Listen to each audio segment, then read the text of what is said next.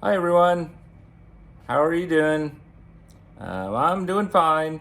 For people who aren't my family, who for some reason are watching these videos, haven't posted for a while because I did a big trip to Canada to visit the family. Not gonna go on about that in this video because most of these videos are for my family, and well, y'all were there in Canada, so there doesn't seem to be much of a point in me discussing Canada. Aside from the fact that it was really smoky because of all those forest fires, which kind of made it a bit annoying, of course. But at least, the fires are out. It's just a shame that hundreds of people lost their homes. But, that's the risk of these developments that are now out in the edge of the forests and deep in the wilderness or whatever, is that forest fires are a real risk. And once a forest fire starts in the summer, it can move really quickly and it'll just whoosh, it'll just go through everything. But fire season's done now. Hopefully that's it. It was a really bad year for that, and the smoke was really annoying. But that's not what this video is about. This video is just a quick one to tell you about something that I attended here in Qatar. And that was a falconry and camping exhibition called Sahel that they now hold every year. Falconry is a big deal in the Middle East. It's a very popular hobby, and many Qataris own falcons and go hunting with falcons. And there's clubs for this and societies, and they hold a tournament every year. And so, it's a big thing here. So there was a convention, and a whole bunch of us decided, okay, let's go to the convention. I have been out hunting with falcons a couple of times. Some Qatari guys I know took me out to the desert and stuff, and it was more for training the falcons because there isn't a lot of vast wilderness in Qatar that you can go just, hunting for wild game. So, you go out to the desert. I got to throw pigeons out a car window for the falcons to go hunt. It was a bit odd. In truth, I've never seen a falcon catch a pigeon. Every time we have done this, the two times I've been out, the pigeon got away. So I guess it's really difficult for falcons to catch pigeons. Don't get me wrong, the falcons try, but it's difficult. And even at the tournament, one year they had this big falconry tournament. And, you go there, but you have to basically follow it on TV screens because, these birds and stuff go way out there. I think maybe about 1 in 4 were successful at catching a pigeon. So, it's not easy. Another type of bird that they will hunt with falcons is a slightly larger bird called a hubara. It's a type of bustard, and it's, widespread throughout the Middle East and North Africa. So people like to go on hunting exhibitions to other countries to hunt these things with falcons.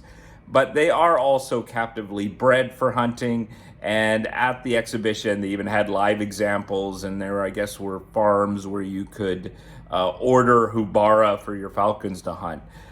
They're pretty sizable birds, like, they're not quite chicken size, but they're kind of on that level. And so I don't know how easy or difficult it is for a falcon to catch those. So this convention was a big deal. I mean, it was huge. There were stalls everywhere, and one of the more important parts of it was an auction. Every evening they were auctioning off falcons, and this was a significant event. There were TV crews covering it. You could see the auctions live on television stations in Qatar. And I mean, some of these birds were really expensive. Some of them would go for 50 to 100,000 US dollars or more for I guess, high-end falcons. Generally speaking, though, they still cost thousands and thousands of dollars. Then on top of that, you got to train them and everything. And by the way, no, I do not have a falcon to show you. I did not buy a falcon. I did not buy a starter falcon, which, like an egg or anything. I I don't have space here to keep a falcon. What would I do with a falcon? I mean, don't get me wrong, they're cute. You could go to Sukwakif as well, where falcons are commonly sold. There's a whole area for selling falcons. But no, never been tempted to actually buy a falcon and just kind of keep it around. Actually, now that I think about it, most of my friends don't have falcons. You have to sort of really be into falconry to own falcons, because, you know, there's a lot of maintenance and upkeep to owning a falcon. There is even a hospital in Sukwakif just for falcons. They have a falcon hospital with veterinarians who are specialized in falcons.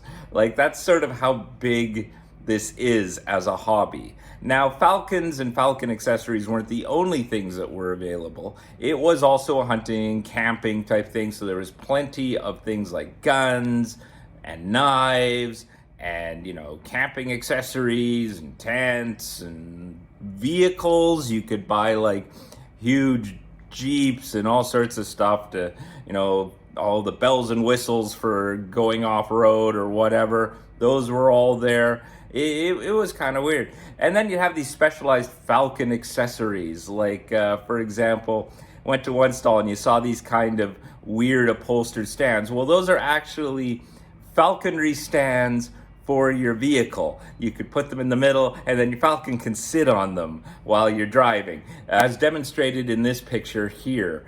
I remember seeing things like this when, you know, I was attending these other falconry events. Like, people in their cars would have specialized seats for their falcons, to the point where sometimes for very expensive falcons, if they're flying somewhere, like to another country for hunting, they would literally buy a seat for their falcon.